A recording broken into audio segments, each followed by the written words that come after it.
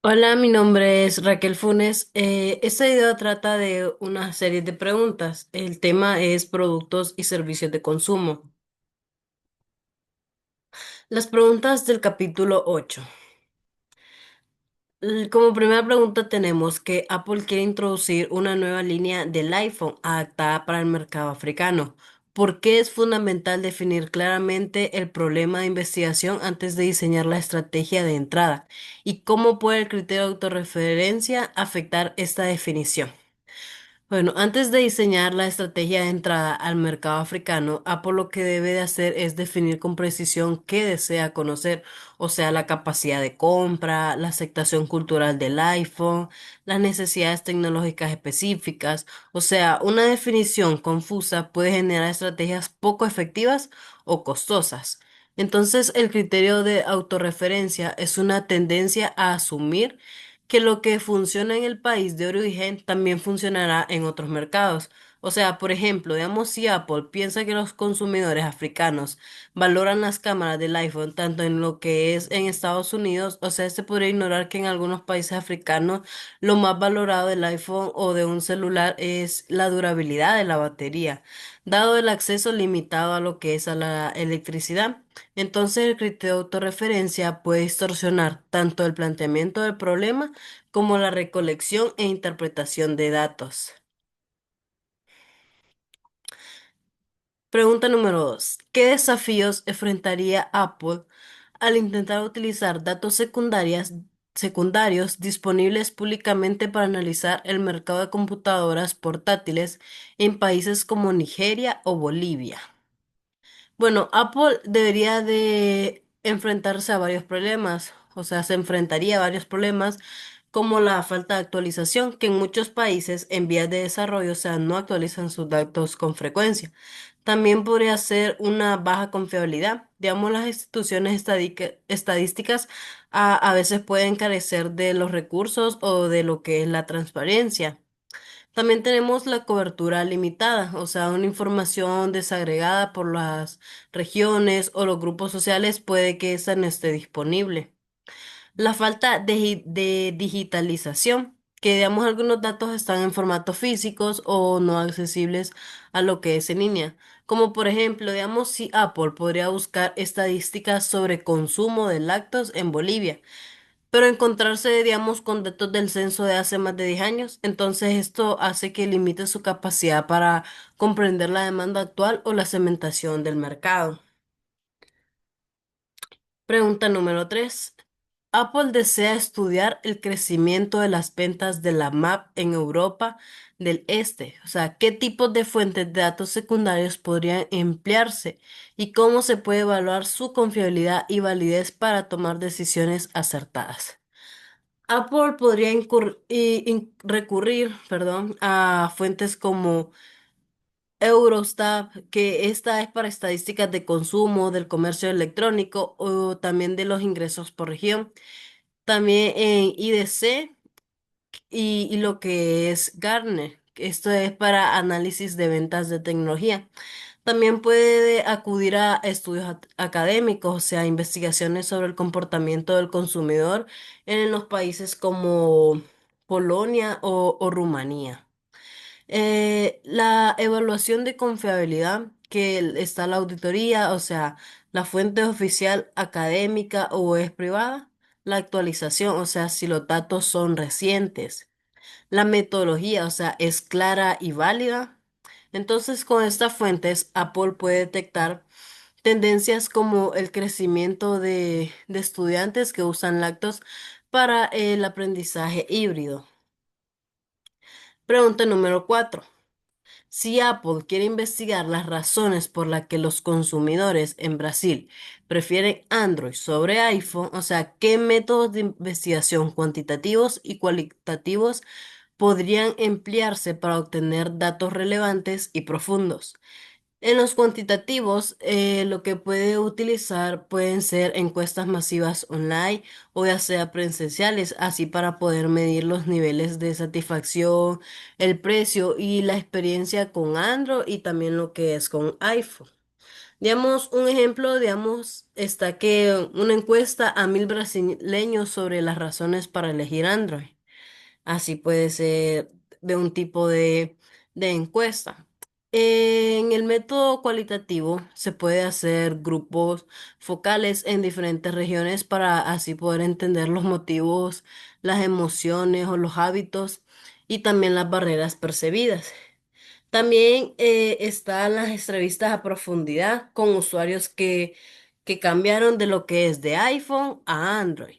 O sea, ambos métodos se complementan. Los cuantitativos, estos ofrecen datos generales y los cualitativos, estos explican el porqué de esos resultados. Pregunta número 5. Apple desea realizar una encuesta sobre la percepción de las MacBooks en zonas rurales de América Latina. O sea, ¿qué problemas relacionados con el muestreo multicultural podrían surgir en este tipo de investigación? El cual podría ser de las barreras idiomáticas, diferencias entre el español, lenguas indígenas o dialectos. También está la desigualdad del acceso a tecnología, o sea, una limitación para lo que es las encuestas online o también entrevistas por el método de videollamada. La representatividad. Es dificultad para lograr una muestra que refleje la diversidad cultural y económica. La desconfianza en encuestadores externos, o sea que en comunidades rurales puede haber recelo hacia estas investigaciones. Apple debería de utilizar ambos métodos porque así trabajar con líderes locales, usar sus instrumentos según lo que es el contexto cultural. Pregunta número 6. ¿Cómo puede Apple aprovechar la investigación de mercados internacionales para adaptar su estrategia de ventas del iPhone en India, considerando factores culturales, económicos y tecnológicos? Bueno, Apple puede identificar lo que es aspectos claves como culturales, que o sea, India es multilingüe, no, multilingüe, perdón. O sea, se puede adaptar Siri o el teclado a idiomas como un hindi o tamil. Esto puede mejorar la experiencia. En lo económico, o sea, ofrecer modelos económicos como el iPhone SE, que es de una gama económica, los planes de pago y las alianzas con operadores locales. También de lo tecnológico, o sea, optimizar los iPhone para redes de menor velocidad o incluir un dual SIM, que esto es muy demandado en lo que es en India. Entonces, la investigación permite que Apple adapte su oferta, no solo a lo que es el gusto, sino también a realidades sobre las realidades socioeconómicas. Las preguntas del capítulo número 12. Como primera pregunta tenemos, o sea, ¿cómo definir el problema de investigación? Si tuviera que aplicar el mismo estudio en un país con una cultura diferente, ¿qué aspectos del problema tendría que redefinir o adaptar? Bueno, en lo que es la investigación, o sea, el problema, lo cual se planteó de la siguiente manera, que decía, ¿cómo introducir el café de maíz hondureño en mercados internacionales con éxito, considerando gustos, hábitos y preferencias culturales? O sea, este problema surgió del hecho de que el café de maíz es un producto, o sea, poco conocido fuera de Honduras, o sea, por lo que identificar como mercados receptivos y conocer sus preferencias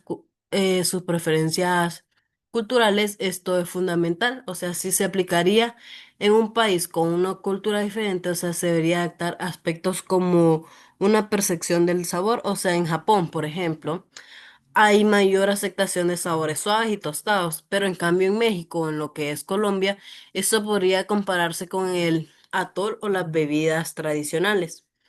También está el concepto de salud, que o sea, en Alemania el enfoque es orgánico y digestivo, pero digamos, en Estados Unidos es como sin cafeína y funcional.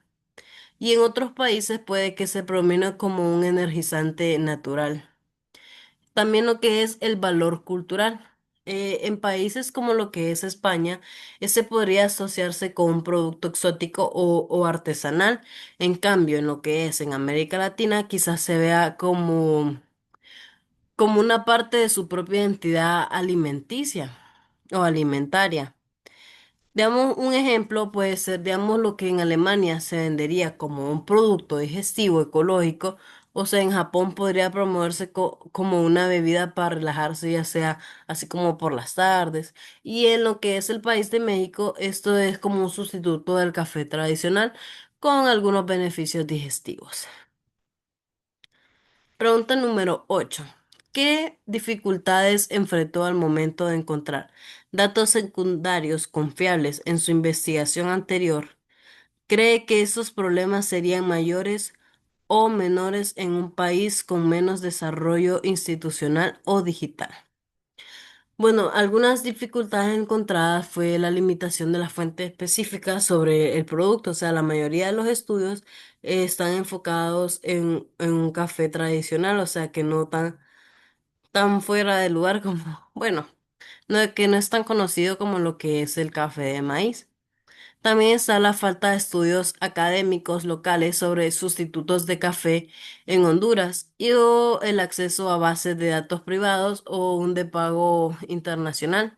Entonces, esas dificultades podrían agravarse en lo que es en países con un menor desarrollo institucional o digital, ya que, digamos, es probable que no se encuentre un sistema de recopilación de datos actualizados, o sea, no haya, o la conectividad y el acceso a información confiable en línea es más limitada, y las instituciones públicas pueden no publicar estadísticas en tiempo real o con metodología rigurosas.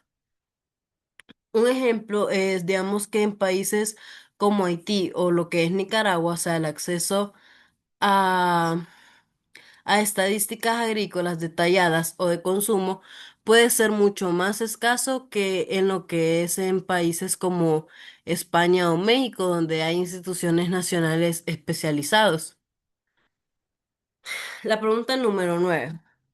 ¿Qué fuentes de datos secundarios utilizó en su investigación pasada? O sea, por ejemplo, informes, estadísticas oficiales, estudios académicos, o sea, ¿cuáles serían las equivalentes si replicaría su estudio en países como México, Colombia o España? Bueno, las fuentes utilizadas fueron de estáticas y de Euromonitor, que estas fueron para sacar las estadísticas globales de lo que es el consumo de café, y también la Organización de las Naciones Unidas para la Agricultura y la Alimentación, que para lo que es de la producción agrícola. También ciertos estudios académicos, o sea, con bases como en Google o el Instituto Hondureño del Café, para así un contexto nacional. Una fuente equivalente, digamos, en México está el AMECAFé, está el CIA y el INEGI. Y en Colombia está el DANE, la Federación Nacional de Cafeteros. Y en España está el INE, el Instituto Nacional de Estadística, también está el Instituto de Comercio Exterior y el Ministerio de Agricultura. O sea, estas fuentes proporcionarían datos locales relevantes sobre lo que es el consumo, exportaciones, preferencias de bebidas y cultura alimentaria. Pregunta número 10. ¿Qué métodos utilizó en su investigación anterior? O sea, si tuviera que repetir el estudio en un país extranjero, ¿cambiaría el enfoque metodológico, cuantitativo, cualitativo y por qué? Bueno, en la investigación se usó un enfoque mixto, o sea, se utilizaron los dos, el cualitativo y el cualitativo. O sea, si desearía cambiar el enfoque, o sea, dependiendo del país, digamos que en un país con una alta conectividad y diversidad como lo que es Japón o Alemania, o sea, este mantendría el mismo enfoque, o sea, un enfoque mixto. Pero vamos en países con menor acceso a Internet o una menor familiaridad con expuestas digitales, como las zonas rurales de Bolivia, o sea, esto priorizaría a lo que es así como a realizar las encuestas presenciales. Veamos en contextos multiculturales. culturales, o sea, por ejemplo, lo que es India, que haría un análisis segmentado por regiones y culturas. O sea, el enfoque metodológico debe adaptarse a las condiciones sociales, tecnológicas y culturales para así poder obtener datos válidos y que sean representativos. Pregunta número 11. En su investigación pasada, ¿cómo fue el proceso de muestreo? ¿Qué desafíos sugeriría si tuviera que aplicar el mismo muestreo en un país con gran diversidad cultural o con acceso limitado a Internet o transporte? Bueno, el proceso de muestreo anterior, o sea, que un muestreo no probabilístico por conveniencia y redes sociales, o sea, se aplicaron lo que es encuestas a personas interesadas en los productos, por decirlo así, que son saludables. Y entonces se usaron filtros por edad, un estilo de vida o los intereses de los productos orgánicos. Y los desafíos fueron que, digamos, que hay países con una diversidad cultural. Estos serían desafíos o en países con un acceso limitado a Internet y transporte, o sea, como las áreas rurales de países así como Perú. Entonces el muestreo digital no funcionaría bien. Entonces sería necesario aplicar los métodos presenciales. Digamos, un ejemplo es que una encuesta online, o sea, sobre el café de maíz, o sea, esta funcionaría muy bien en lo que es en los países así como Barcelona o Bogotá, pero no en comunidades rurales, sí una conexión estable. Pregunta número 12.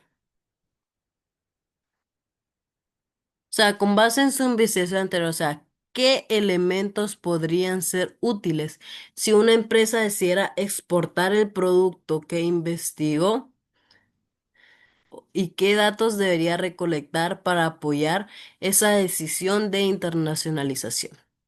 Bueno, algunos elementos útiles sería una identificación clara de los países con mayor receptividad o también lo que es un perfil de consumidor internacional interesado en lo que es café sin cafeína, un conocimiento de la competencia directa o indirecta, un análisis o tendencias de salud y bienestar global, recomendaciones también sobre canales de distribución.